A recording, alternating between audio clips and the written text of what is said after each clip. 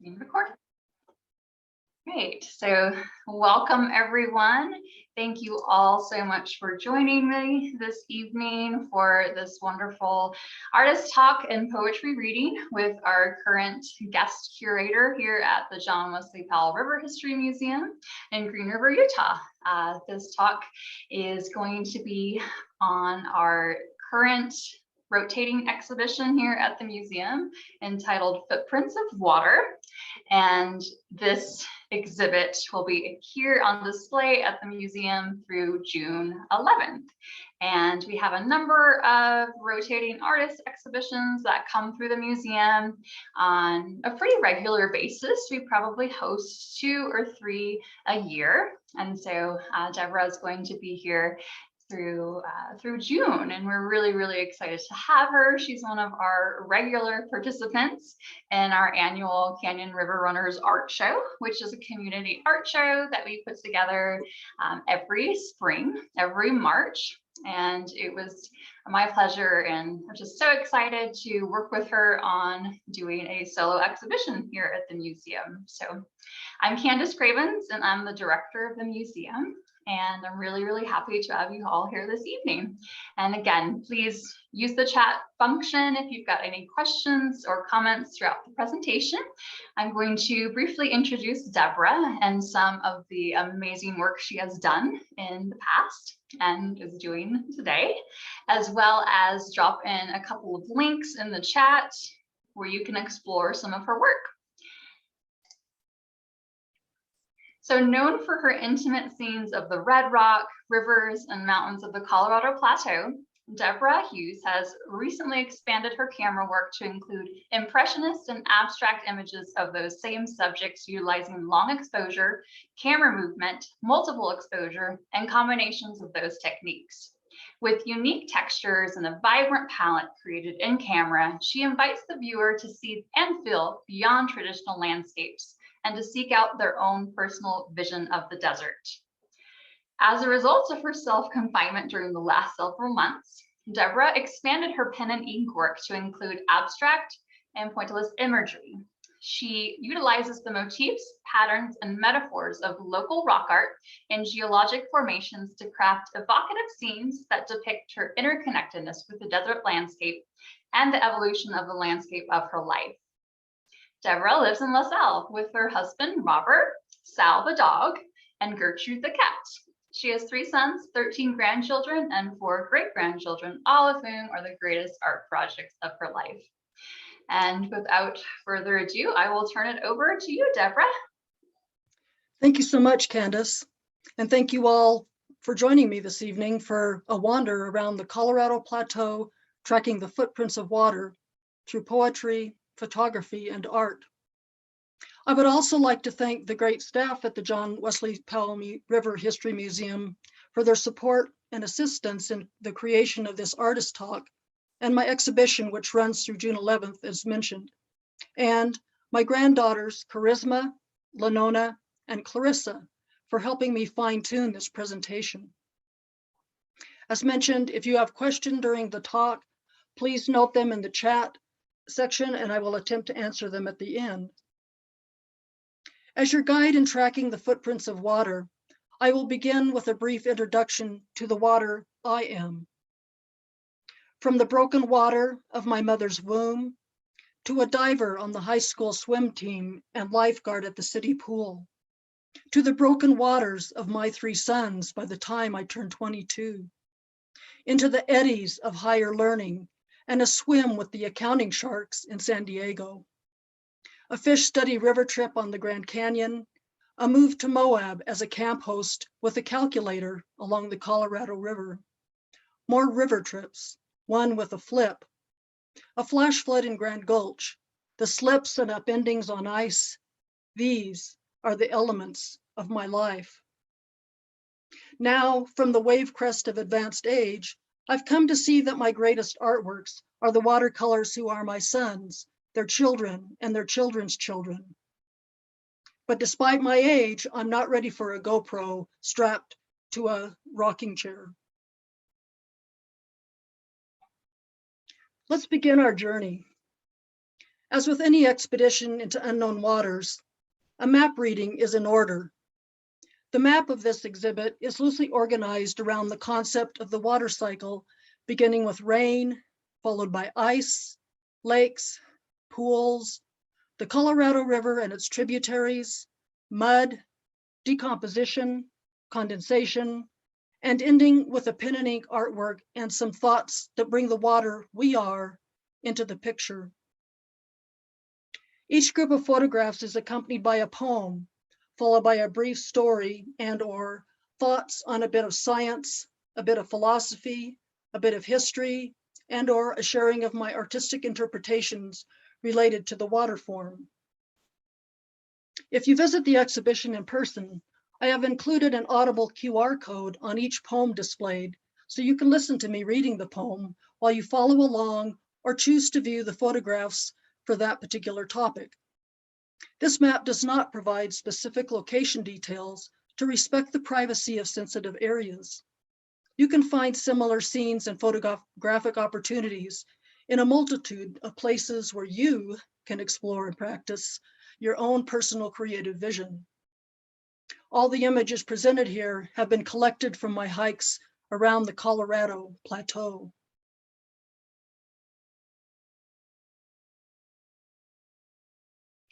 A map key to my creative process.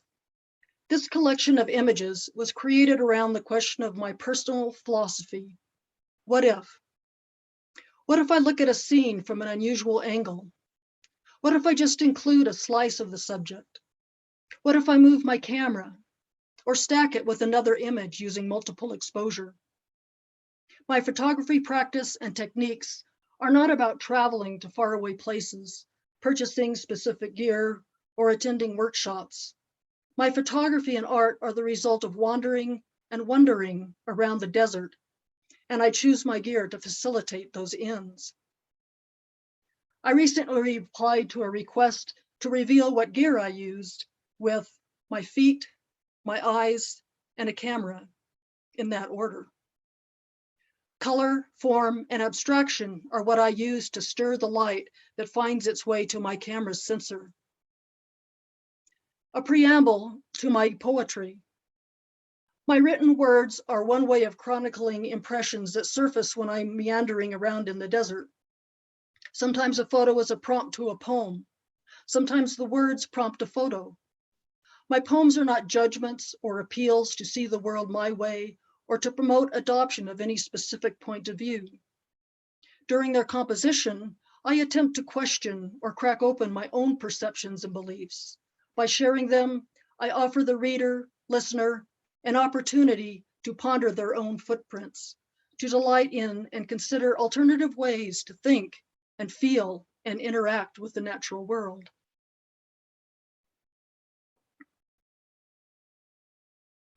Expectant precipitations. A poem. Virga. Leaving lay the heavy, carving pseudonyms in sandstone. Rain gives up to gravity in its desire to join with river. Wearing only sandals, carrying only water, I wander down dry washes in my desire to join with river. I am just another veil the river wears to woo the rain into its bed.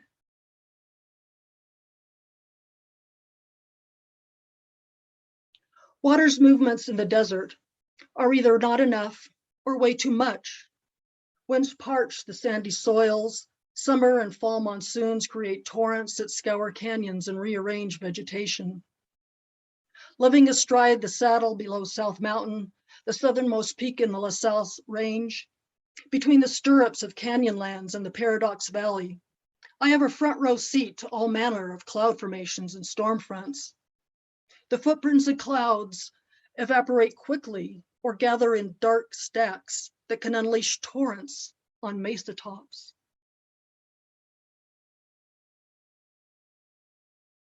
My most memorable desert storm was several years ago on a hiking trip supported by llamas. The weather forecast promised bluebird days for the whole week, though we ate breakfast under a light shower the first morning. The skies cleared soon thereafter, so we packed a lunch and headed out to explore.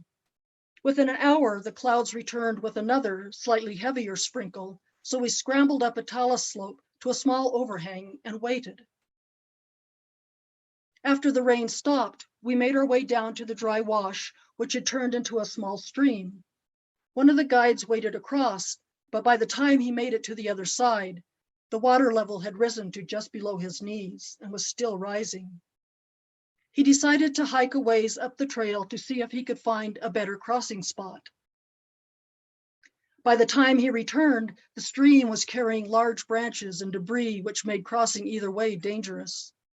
He had found a small cave where he could wait out the storm, so the remaining 4 of us scurried back up the sandy slope to hang out under the ledge to eat our lunch.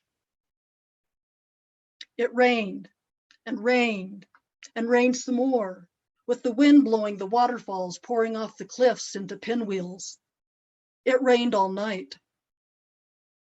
We were kept awake by what sounded like gunfire, but turned out to be large telephone pole-size uprooted trees, taking out other trees with the force of the still rising flood.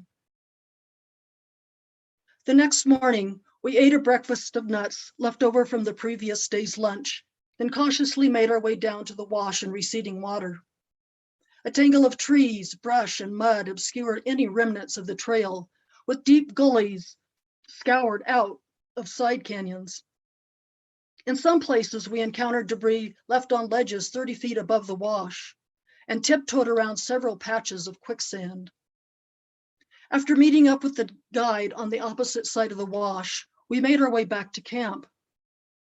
Though my tent sat on a pie slice of sand inches away from a 4-foot drop-off, our camp was relatively intact. The heartbreaker was finding 2 of the llamas who had been tied to trees that had snapped from the force of the rushing water, dipping them into the current to drown. They had no way of freeing themselves. We learned later that the San Juan River, which gathers the runoff from the canyons we were exploring, grew from its lazy 800 cubic feet per second that day to 23,000 cubic feet per second. Water is life. The Lakota sacred phrase that became the protest anthem at Standing Rock has instilled an awareness of the importance of water in our lives and the lives of every living thing. Water is a powerful force in its volume and its movements. We are wise to listen to its stories and understand and respect the nature of its unruly and unbound movements. Icescapes. A poem, headstand. Needing new perspective, I settle into the position of standing on my head, where 10,000 footsteps grace my view. The impressionist remainders of comings and goings, dances of grand intentions, blind stumblings. But just as the sun begins to warm the soles of my feet, just as the sky turns blue enough to walk on, the weight of all I hold on to pools in my head, shifting balance once again, returns the tumble of my wanderings to the stillness of the winter desert.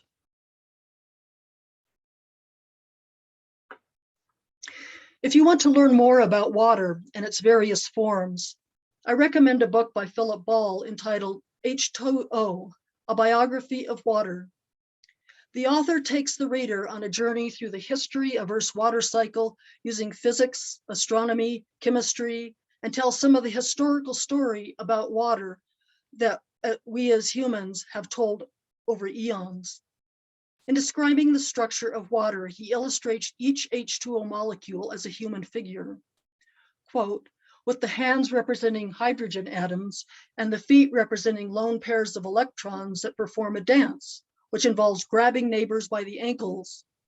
These clasps, due to hydrogen bonding, lead to a tetrahedral, a triangular pyramid, arrangement of neighbors around each molecule.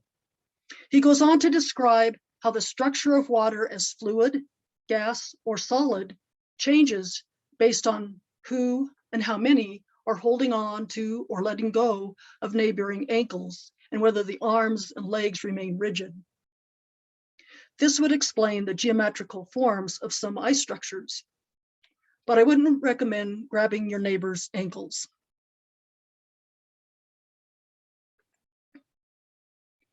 Just the other day, I read an article on how scientists have discovered a new phase of water known as superionic ice, a strange black ice normally created at the core of planets like Neptune and Uranus. I am not a physicist. I was an accountant most of my professional career, but I like learning new things and exploring alternative ways of thinking. It informs my art and is a catalyst for my creative process.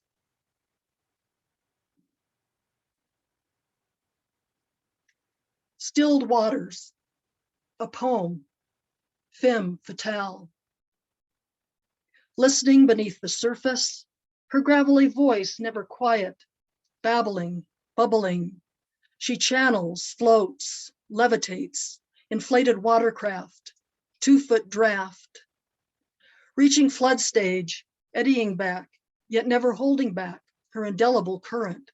She moistens, envelops, laps, high water marks, 20 feet above. In a search for her spring, divining rods rarely yield her source or depth. She disappears underground, dark cave dwellings, 2,000 years ago. The river, never satisfied to be a lake, composes, carves her signature in sandstone, 20,000 cubic feet per second.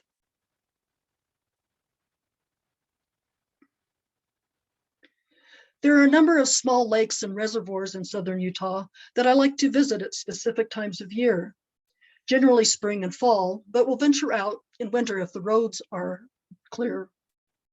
And of course, there's Lake Powell. Well, maybe there will still be a Lake Powell. I love to play with the relationship between light and water by using intentional camera movement, ICM, with slow shutter speeds to capture the highlights in interesting ways that speak of water's fluidity and transparency. I call my personal ICM practice dancing with my camera, or camera dowsing, depending on how much I myself am in motion. Layering two ICM images within camera multiple exposure, I created the tangled woven effect in the left image and the ghosting effect in the image on the right to represent the tangled ghostly haze of the first months of the pandemic.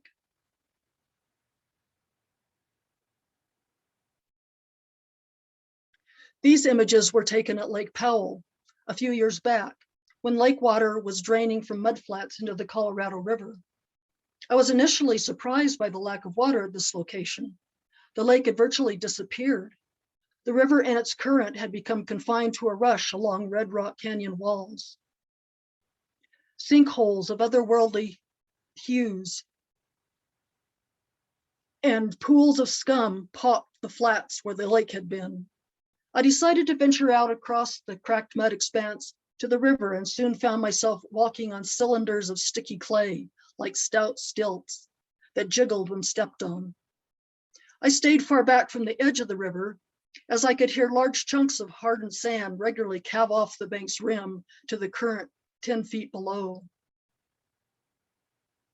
John Wesley Powell, who the museum and Lake Powell are named for, realized after his explorations of the Green and Colorado rivers and the Colorado Plateau beginning in 1869, that the arid climate would not be able to provide adequate water to the influx of people who were pouring into the West with dreams of riches to be had in the quote unquote promised land. In a 2003 article on Powell, NPR reporter Howard Burks wrote that Powell's utopian vision focused on self-reliance. Farmers would spend their own money, not government funds, on the dams and canals needed to get water to their crops, and their use of water would be tied to their land. They would be unable to sell their water shares separately to cities or to syndicates, unquote. Powell believed that water should stay within the watershed where it originated. If you live or have lived in the Western US, you know his suggestions for wise water use for arid climates are not how history progressed. In fact, as a result of the current water crisis within the Colorado River system, There are proposals and discussions related to dismantling Glen Canyon Dam.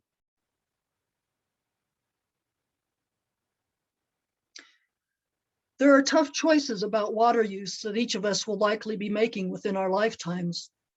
Think about it. Think about it when you're in the shower. Think about it when you buy a bottled water.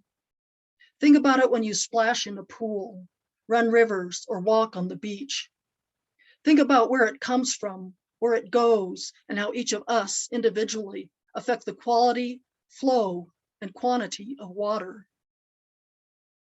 Think about it. Rain retained. A poem. Living liquid. An epitaph after reading Gentle Bridges, Conversations with the Dalai Lama on the Science of Mind. Many people are not aware of the fact that the volume actually occupied by water molecules in a glass of water is very small, perhaps 1% or less of the total volume. The rest can be considered as empty space. Because of this large empty space, the molecules of water enjoy large movement. Luigi Luisi, chemist. I would live like water, always moving downstream to satisfy the virginal void that binds my bones. As I open wider, grow lighter, I would be sucked and nursed into sky. I would accumulate, condense with white grasps, then gray, to fall once more through my own emptiness. I would gurgle and swirl down gullies, gather trickles from torrents, fill depressions and overflow, chase gravity through the lap of this liminal landscape, back to the river.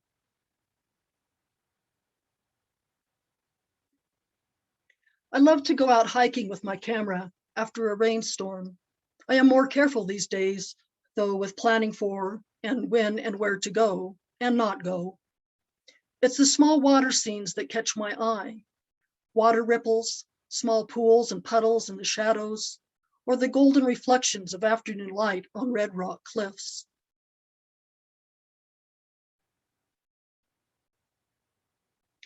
One of the reasons I play with alternative capture techniques such as ICM and multiple exposure is to abstract the grief I experience when finding places that have brought me joy and delight in the past, which are now mud bogs or dried up from drought, then further degraded by off-road vehicle use and the unthinking discard of cans, bottles, personal care products, and human waste. Rather than responding to this ever-escalating state of affairs with finger pointing, middle finger waving, and self-righteous indignation, I choose to make art and move myself and the camera to the beauty of the pink weeds who have replaced the usual collection of spring runoff in a now dried up mountain reservoir as they dance with a fire-scorched ponderosa. The water I am moves on. A dance to the grand, a poem, creation stories. Thunder River, born from percolated twin jets of snowmelt, cataracts from a North Rim Canyon wall, devours yet becomes to Pete's Creek. In the white froth of stories, water tells in leaving and recollecting itself. A black phoebe perched on a rock wet by the pillowing runoff surveys the spit that repeats talus tales from the creek's mouth told all the way out into the current of the Colorado. A tyrant flycatcher flits out over the rapid, devours a defiantly blue dragonfly. The water I am drinks the scene deep.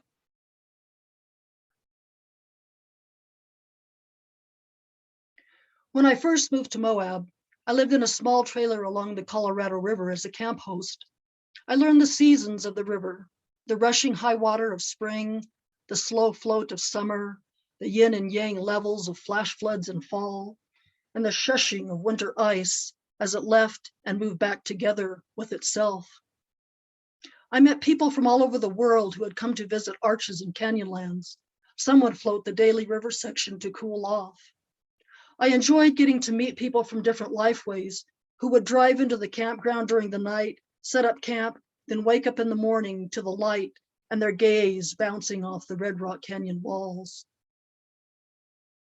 A book I recently read entitled simply Water by Giovanni Boccaletti was like taking a historical trip around the world through time, peeking into the lives of early humans and other ancestors on down through the ages, focusing on how we have used and abused water for political, religious, and nefarious purposes.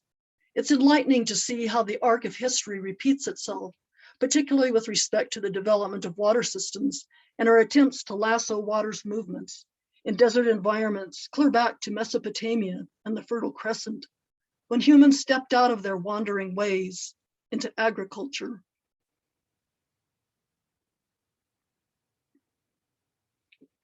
Along with the main flows of the Colorado River, I've explored its tributaries, in particular the Green River, where the John Wesley Powell Museum perches on its banks. There are a few geysers along the Green that add to the river's current, along with the colors and high spirits of the geyser's own on-again, off-again personalities.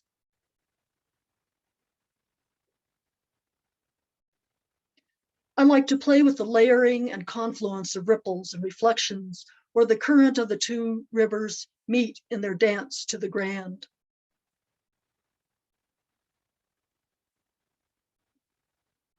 I like to play with the run and tumble of creeks that talk of their journey, fed by melting snow.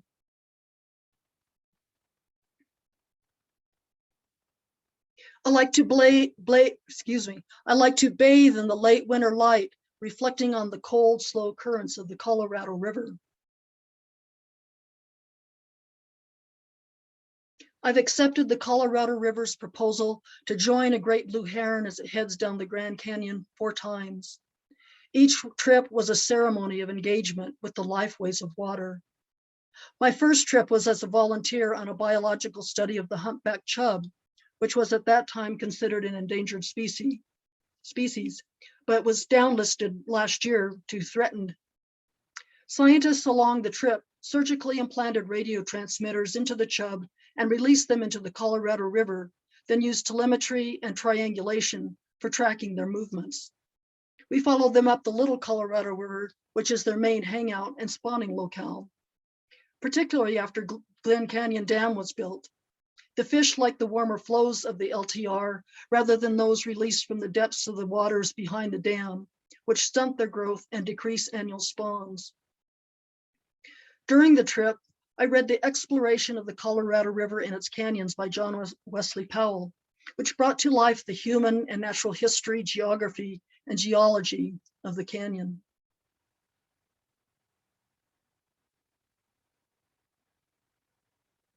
For the Love of Mud, a poem. Moon set against sunrise.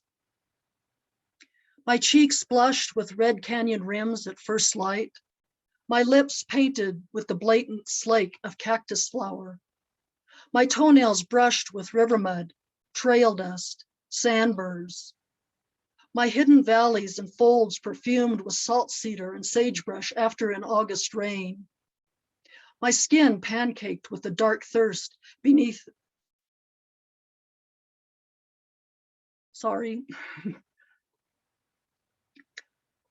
my skin pancaked with the dark thirst beneath the curling mud of a dry wash, my eyes lined with the perimeter of the moon set against the rising sun. What naked distance must I cover to join the revolution?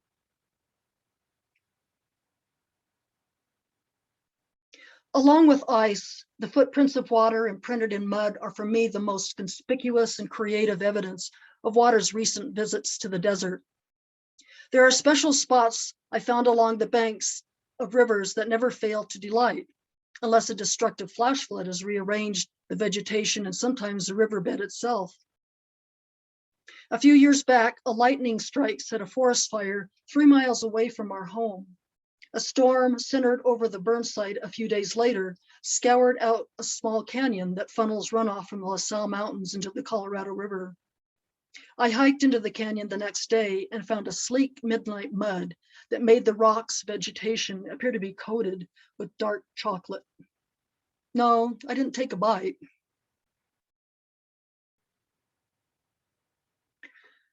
As I contemplate mud scenes to frame the right composition, I feel there is something almost human in the seeping and cracks, as if the tableaus are prototypes of ourselves.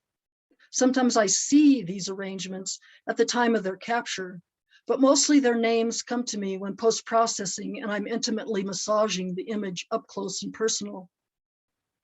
The names I came up with for these images are Mother Earth Expresses Herself and Open Heart Surgery.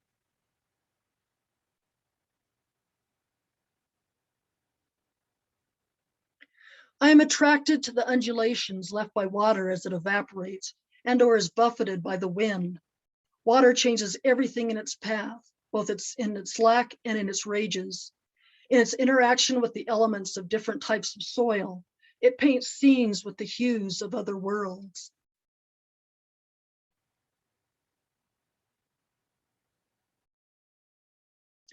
At times, I like to physically interact with my subjects. Scenes of drying mud invite me to join this rock in a slathering mud bath along the banks of the river, with a subsequent lie in the sun for a skin tingling and crackling parch while sipping a cold beer.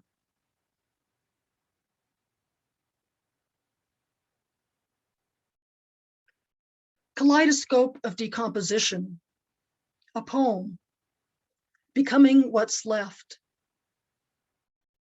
Take a drive to the desert. Leave the paved road and travel along until some drop off or soft sand or boulder prevents further movement. Find a trail that meanders. Leave your car and walk along until some exposed face, loose footing, or deep wash prevents further movement.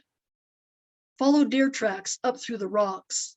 Leave gravity, climb along until some mesa top or panorama or lingering vision prevents further movement. Sit silent on the edge of a cliff. Leave your knowing and see along until some shimmer, some shadow, some movement permits a glimpse of the lust and hunger we attract with our large and noisy footprint.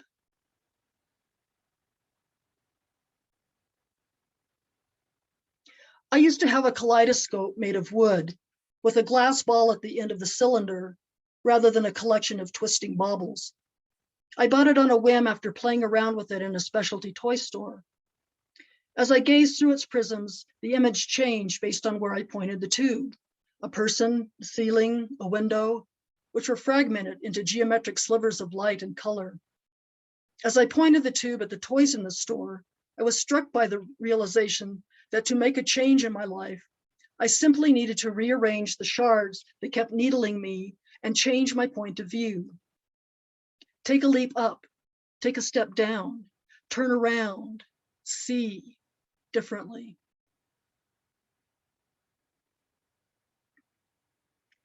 This change in thinking has brought me to the likes of Cowpie Canyon. It's not on our map, and it's not really on any map, where the shimmery psychedelic colors found in this side canyon stream have transformed my previously snobbish attitude about hiking with domestic livestock, or in places anywhere near where they've munched and dropped.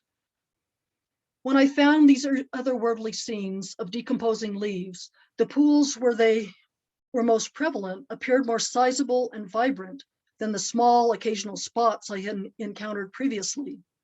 The added ingredient of cow dung seems to have increased the saturation of the blue, gold, and magenta hues.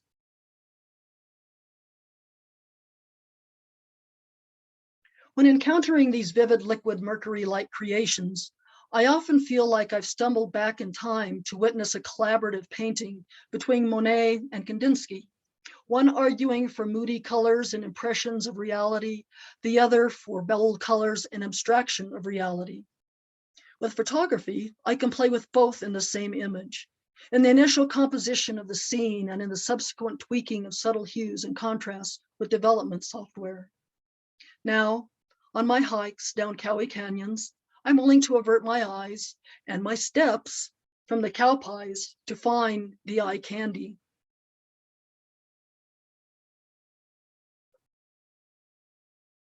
Also, I have occasionally found an interesting decomposition process at the geysers I mentioned earlier.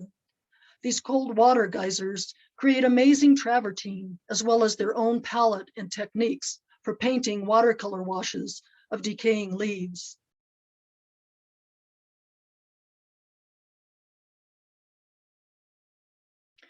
Currents of condensation. A poem. Picture window. I could wipe down with Windex the kitchen window, a view of the Colorado River as it quits the canyon and sprawls through the slough, of the fins and rims of arches that volley morning's first light, and on a clear day, 50 miles north, the Book Cliffs. But I keep reading the story, scribed by my grandson's handprints and smudges, mapped by the morning's dew, of miller moths caught in cupped hands and the flitter and tickle in their little fists as they carried the chosen outside and released them back into the dark.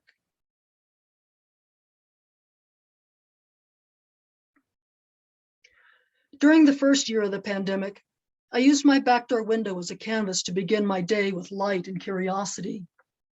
My husband and I heat our home with a wood stove and keep a large pot of water steaming on the top to help counteract the dryness of the stove and our high desert location. In the morning, our east-facing backdoor window sweats with rivulets of condensation. I started playing around with taking pictures of the drops and lines, then found that some of the out of focus images were more interesting. So I started my intentional camera movement dance and then layering them with in-camera multiple exposure. Each dawn's light show brought me back to the window most mornings in a meditation of the day's possibilities. The streaks of condensation layered with tendrils of light became abstracted with a weave of weather.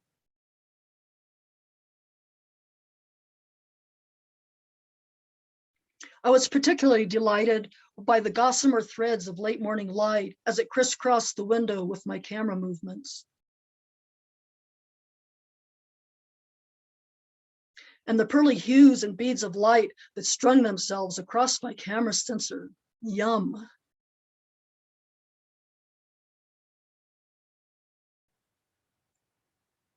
Water stories. A poem, lodged in long ago. In a red rock canyon, an effigy of human birth lies chiseled on a rock. The woman has lain splayed, awaiting her child's succor for centuries.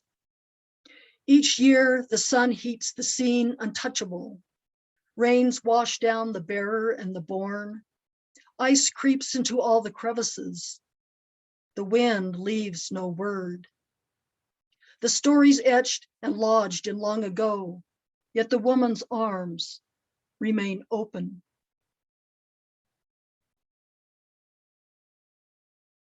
Ladders to Lost Worlds.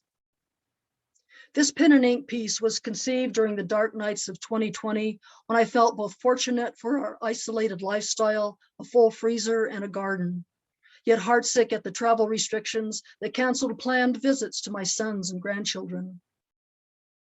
I started reading about past pandemics and social crises in Western cultures and in the indigenous cultures of the Southwest. I downloaded and devoured articles from the internet and pulled previously purchased volumes from the built-in bookcases that occupy significant real estate in our home. I read and reread accounts of political upheaval and mass migrations during times of uncertainty when environmental stressors beyond our human ability to control prevailed. I got out my pens and paper to migrate out of my anxiety and settle it into an imaginary world of my own creation. I began by conjuring up figures based on the petroglyphs, pecked, and pictographs painted I have found both on rock walls and in print. My first sketch revolved around anthropomorphs attached to an ever-tightening spiral maze, but my scribblings felt like a contraction rather than a reprieve. The piece needed some outward movement. Everyone needed some outward movement. Large numbers of people began upping sticks to relocate to perceived better climes, political, economic, natural resources, or to a clime with a lack of natural disasters. I found my own natural habitats inhabited with more and more people. I felt like climbing the bookcases. A light bulb moment, a ladder. What better way to climb up and out of my angst? As I redrew the boundaries of the forms, the questions emerged, along with the wildfires and smoke. Where will we find the water to accommodate more and more people, whether they stick around for good or just need a night with a shower, a locally brewed beer, and a burger? I took to the books again and traveled back in time, peering into the lifeways of people who etched and painted their way through the landscape thousands of years ago.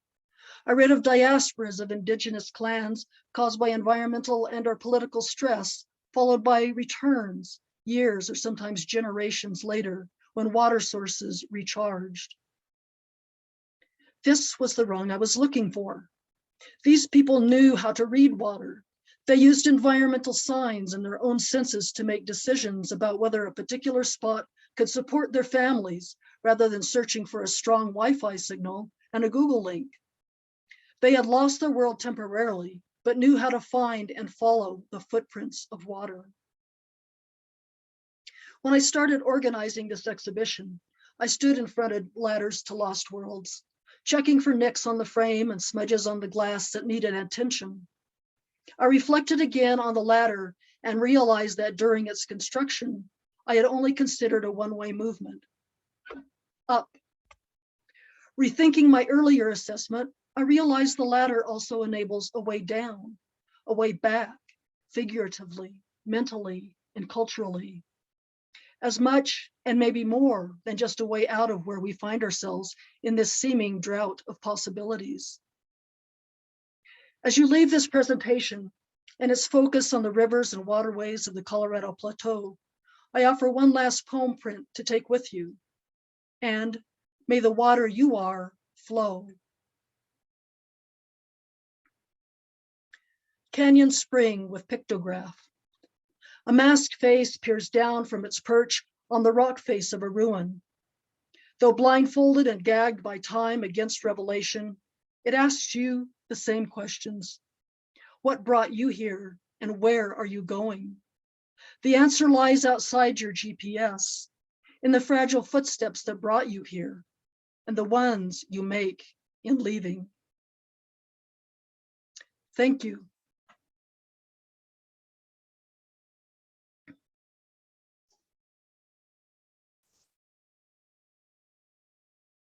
All right, thank you so much, Deborah.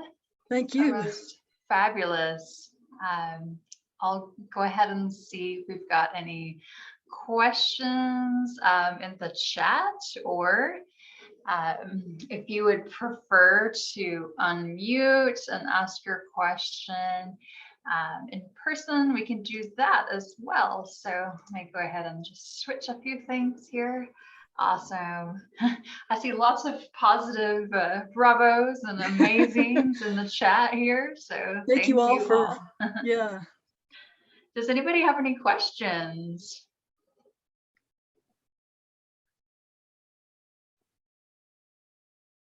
And I did drop the links to your social media sites and websites in the chat. So you might scroll up just a little bit more and you can copy and paste those for future reference.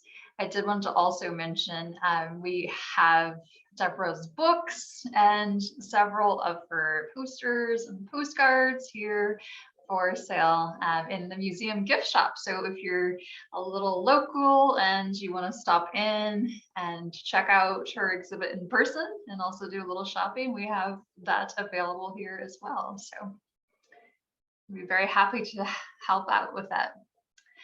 Lisa, yes, you will be able to access this on Facebook. So once everything is wrapped up this evening, I've been recording the presentation, so I will post it to our Facebook page, and I'll also post it to our YouTube page, which I will go ahead and I'll just drop the link to that as well in the chat, so you know where to go.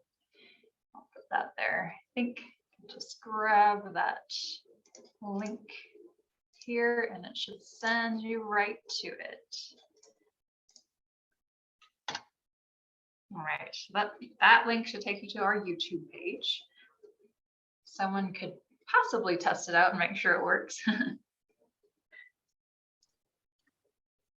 And Bruce says, so when convenient, let's get a beer and talk about all of this. That sounds like a fun time. Great. Can I come too? Yeah. Raise.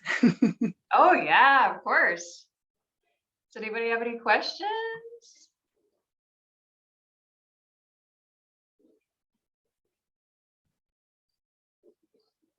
Inspiring, deeply connecting, impactful. They're wonderful. It works. Okay, thank you, Randy. The link works. You just don't know sometimes. All right. Well, we don't have any final. How long will the exhibit be up in the museum? It'll be up through June 11th. Did I get that right? Yes. June 11th. I have so many dates floating around in my head. So June 11th, so plenty of time to come check it out. And our hours are Monday through Saturday, 9 to 5 right now. So, and then if you come during the month of March, you'll get to see both Deborah's solo exhibition as well as our community art shows. So, as well as all of our other permanent exhibits, which are also great.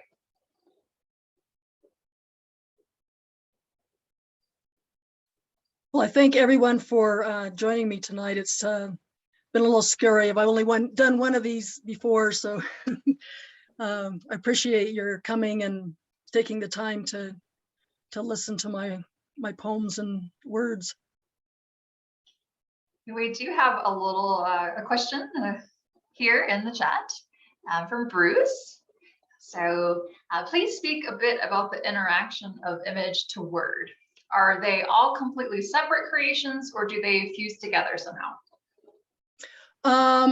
Most of the poems are older, but most of the images are more current. And I just paired them based on, how I set up the exhibition in terms of the water cycle. So they don't necessarily aren't paired any other way but that. Great, thanks.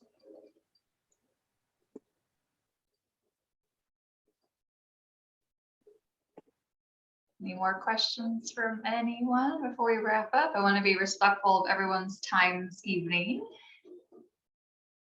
Perfect. Do images ever inspire a poem for you?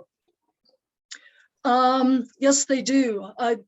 Generally, as I mentioned, that sometimes when I'm, processing them after I get them home and put them on the computer, sometimes I see things that I don't see when I'm out actually composing the picture. And so just, being more intimate with the image and spending time with it, sometimes it brings up thoughts about, different things that are going on in my life, or things that are going on in our culture, or, in the greater world. Perfect. I think that answered your question, Stephanie. And Lisa has a question about intentional camera movement. Could you give a brief description of how you do that? Yes, generally you would need I use a variable neutral density filter. You can use just a neutral density filter that has, a certain thing that stops down the light, because you're moving your camera and you're going to be using a slow shutter speed, so it lets more light in. So you have to use a slow shutter speed and either be in the shadows or in a darker spot than, regular daily sunshine, and then move. And like I say, I dance with my camera. It's not, you can do anything. You can move the camera like this, you can move it like this. I once heard it put as kind of like how a spaceship would roll, this way or that way. And so you come up with your own. In fact, Stephanie Johnson, who's still with us, has a Facebook page and a site and a online magazine for ICM images. And she also has developed a very well thought out, and a lot of people have been joining that ICM training and, idea sharing. So, that's very helpful to see what other people are doing.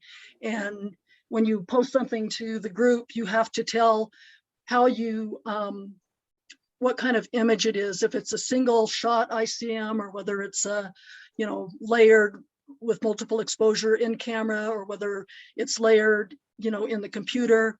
And so, people are very good about telling what kind of moves and things that they do with the camera to make the images.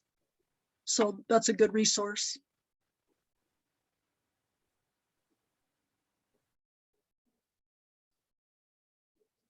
Well, Stephanie also says here, Deb has also been published in the magazine a couple of times. Yeah. And Stephanie, feel free, you can do a little plug in there, drop your links if anybody's interested. I know I might want to click through and take a look, so feel free to share. I learned just as much from all of you. Putting these things together. So does anybody else have any questions? Oh, perfect. Thanks, Stephanie.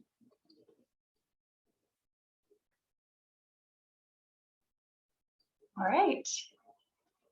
Well, we can certainly stick around for a few moments if anybody has any lingering thoughts or questions for Deborah this evening. But I want to thank you all so much for joining us for this Zoom event. And we hope that you have a wonderful rest of your evening. And we hope that you can stop by and see the exhibit in person. I would love to meet you all. Thank you, guys. Have a great night. Thank you. Bye.